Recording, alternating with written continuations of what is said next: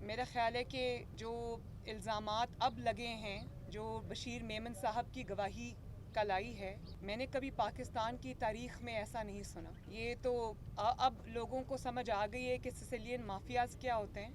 یہ تو مافیاز کے جو ڈانز ہوتے ہیں یا جو گینگز کے سربراہ ہوتے ہیں، کبھی انہوں نے اس قسم کی حرکتیں نہیں کی جو پرائم منسٹرز آفس کو استعمال کر کے ہو رہی ہیں۔ اور ابھی تم گرفتار کر لو سب کو، مقدمہ کیا بنانا ہے یہ ہم بعد میں دیکھیں گے۔ یہ کبھی کسی مہذب ملک میں، مہذب دنیا میں کبھی کسی نے یہ سنا؟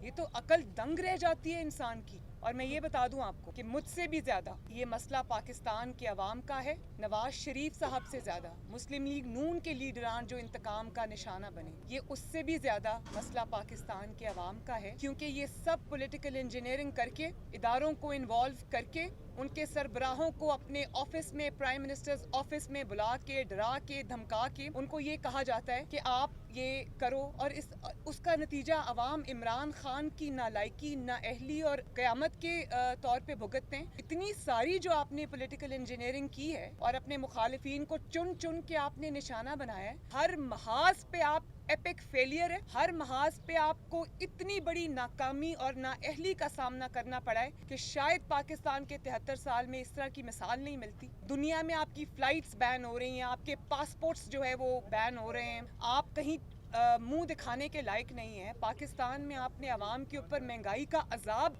آیا ہوا ہے، لاقانونیت کا عذاب آیا ہوا ہے، گورننس نام کی کوئی چیز نہیں ہے۔ پاکستان کے شہر جو ہیں وہ کوڑے کے ڈھیر بن گئے ہیں، اور آپ کو صبح اٹھتے ہیں اور آپ کی جو پورے دن کی کارکردگی ہے وہ کیا ہے؟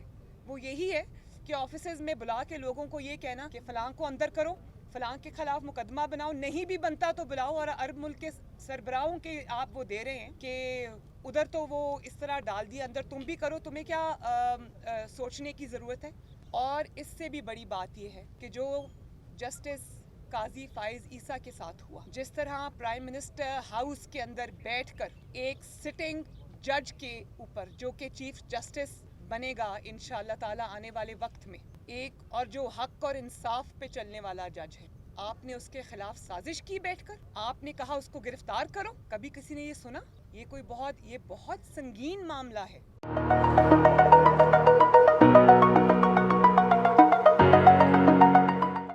آج جسٹس قاضی فائز عیسیٰ کٹہرے میں کھڑے تھے، ان کی وائف سرینا عیسیٰ کٹہرے میں کھڑی تھی، جس طرح سے ان کو لغو جھوٹے الزامات کا سامنا کرنا پڑا صرف اس لیے کہ انہوں نے فیض آباد دھرنے کا حق اور سچ پر مبنی فیصلہ دیا۔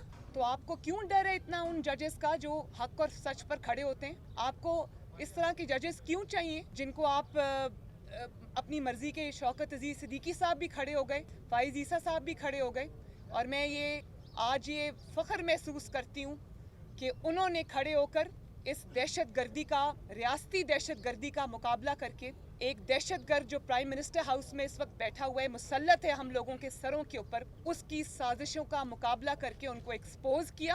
جو جرأت اور بہادری نواز شریف صاحب نے دکھائی ہے، یہ جانتے ہوئے بھی کہ یہ انتقام تھا، اپنی بیٹی کو لے کر آئے انگلینڈ سے، اپنی مرتی ہوئی بیوی کو چھوڑ کر آئے اور اس انتقام کا سامنا کیا۔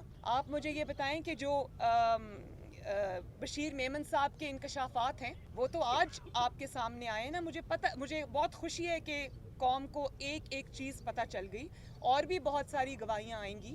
اللہ تعالیٰ کا نظام ہے کہ ہاتھ بھی بولتے ہیں، زبان بھی بولتی ہے، آنکھیں بھی گواہی دیتی ہیں، تو گواہیاں تو بہت آئیں گی۔ اور ابھی آپ حکومت میں اور آپ کے خلاف اتنی بڑی بڑی گواہیاں آ رہی ہیں، آپ اس دن کا سوچیں جس دن آپ کی حکومت ختم ہوگی، آپ کا حال کیا ہوگا اس دن۔ اس میں پیپلز پارٹی اور مسلم لیگ نون کی آپسی تعلقات کی کوئی ایشو نہیں ہے۔ سیاسی جماعتیں ایک دوسرے کے ساتھ اختلافات کے باوجود بھی چلتی رہتی ہیں۔ یہاں پر ہے پاکستان کے 22 کروڑ عوام کا مقدمہ، اور اس پہ مسلم لیگ نون، چاہے وہ پیپلز پارٹی ہو، چاہے وہ کوئی اور جماعت ہو، اس پہ مسلم لیگ نون انشاءاللہ تعالیٰ کمپرومائز نہیں کر سکتی۔